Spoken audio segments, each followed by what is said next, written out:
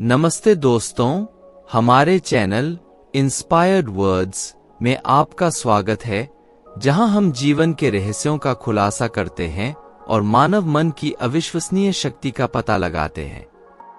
आज हमारे पास एक असाधारण विषय है जिसने दुनिया भर के कई व्यक्तियों की जिज्ञासा को बढ़ा दिया है। मन को वश में कैसे करें? यह एक साधु की कहानी है। साधु वह होता है जो सब कुछ त्याग कर किसी एक चीज को अपना लक्ष्य बना लेता है। कोई भी व्यक्ति बेवजह साधु नहीं बनता, इसके पीछे एक बड़ा कारण है। उस शख्स के साधु बनने के पीछे एक बड़ी वजह थी। साधु बनने से पहले उस व्यक्ति के दिमाग ने उससे कई गलत काम करवाए थे, बहुत पाप किए। उस व्यक्ति का मन उसका स्वामी बन गया था और वह अपने मन का गुलाम है। जीवन में हर सुख और ऐश्वर्य पाने के बाद भी उस आदमी के दिल में बहुत दर्द था और यही मानसिक पीड़ा उसे साधु बना देती है।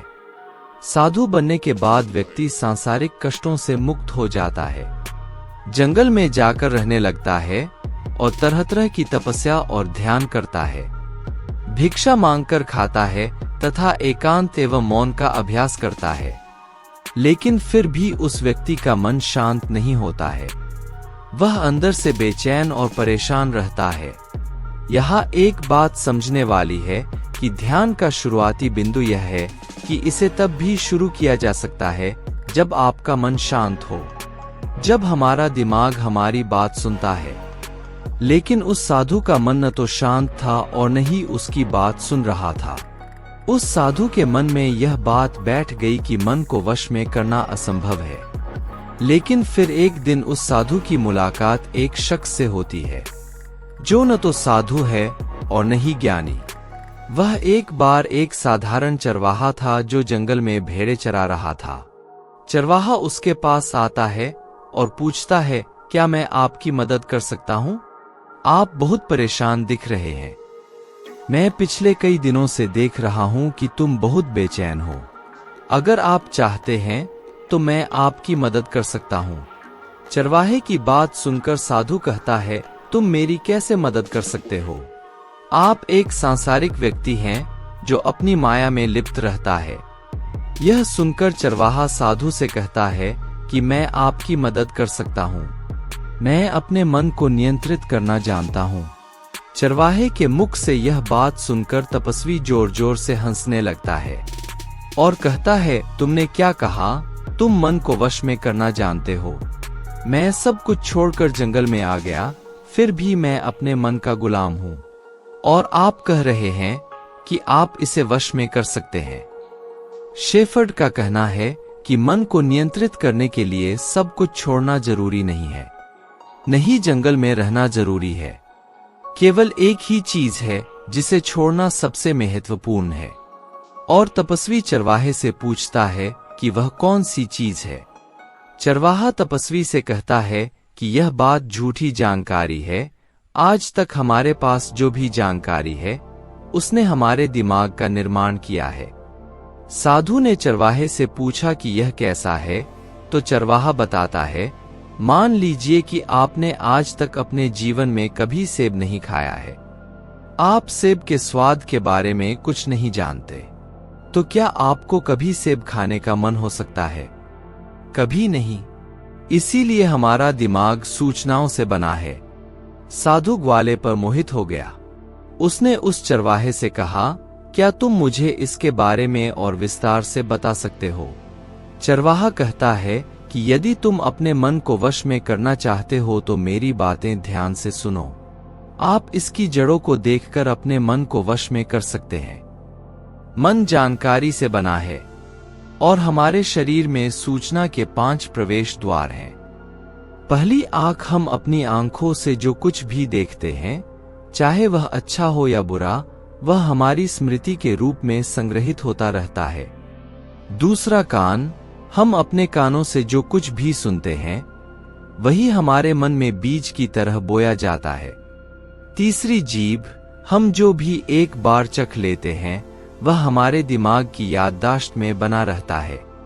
चौथी है नाक, हम जिसे भी एक बार सूंघ लेते हैं, चाहे वह सुगंध हो या दुर्गंध, वह हमारे दिमाग में दर्ज हो जाती है। और पांचवी है त्वचा, जिसे हम एक बार छूते हैं उसकी स्मृति हमारे मन में कहीं न कहीं अंकित हो जाती है। इन 5 भौतिक द्वारों से जो भी जानकारी हमारे अंदर प्रवेश करती है वह बीज के रूप में संग्रहित हो जाती है और धीरे धीरे एक पेड़ बनता है।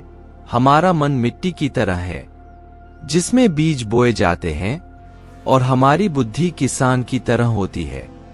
यदि हमारी बुद्धि गलत सूचना के बीज को सही सूचना का बीज समझकर उगाएगी तो भविष्य में जब वह वृक्ष बनेगी तो बुरा फल देगी। आपका दिमाग आपके वश में नहीं है क्योंकि आपने पहले से ही अपने दिमाग में गलत बीज पाल रखे हैं और अब वे बीज बड़े पेड़ बन गए हैं।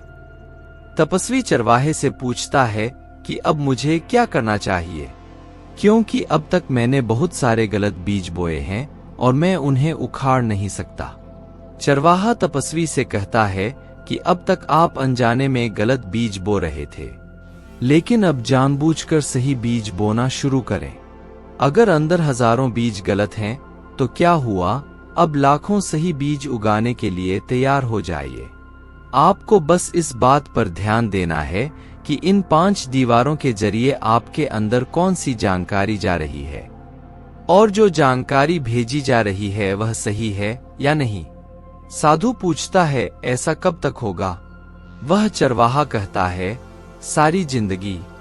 जिस तरह आप हर दिन अपने पेट को अच्छा खाना देते हैं, इसी तरह हर दिन आपको अपने दिमाग को भी अच्छा भोजन देना होगा, यानी सही जानकारी और सही विचार। जीवन में हर दिन, हर पल आपके पास 2 विकल्प होंगे, जिनमें से एक आपके लिए सही होगा और दूसरा गलत, लेकिन आपको हर बार सही विकल्प चुनना होगा। हमेशा याद रखें, सही चुनाव करना आपके भीतर दर्द पैदा कर सकता है, लेकिन वह दर्द केवल कुछ समय के लिए ही रहेगा, चाहे आपके अंदर कितना भी दर्द क्यों न हो। आपको हर बार सही को चुनना होगा। जितनी अधिक बार आप सही चयन करेंगे उतना अधिक आप अपने अंदर सही बीज बोएंगे, और जिस दिन आपके अंदर सही बीजों की संख्या गलत बीजों की संख्या से अधिक हो जाएगी उस दिन आपका मन आपके वश में हो जाएगा। लेकिन उस दिन के लिए आपको आज से ही अपना प्रयास जारी रखना होगा। वह साधु उस चरवाहे की बात समझ जाता है, लेकिन क्या आप समझते हैं? यह कहानी बहुत ही गहरी और सीखदायक है। इससे हमें यह सीख मिलती है कि हमारी सोच और मानसिकता हमारे जीवन को कैसे प्रभावित करती है। ध्यान की शक्ति से हम अपने दिमाग को वश में कर सकते हैं और सही राह पर चल सकते हैं। यह सीख जीवन में अनेक समस्याओं का समाधान हो सकती है और हमें अपने लक्ष्यों की प्राप्ति में मदद कर सकती है। अगर आपको यह वीडियो पसंद आया हो, चैनल के सब्सक्राइब करना ना भूल। धन्यवाद।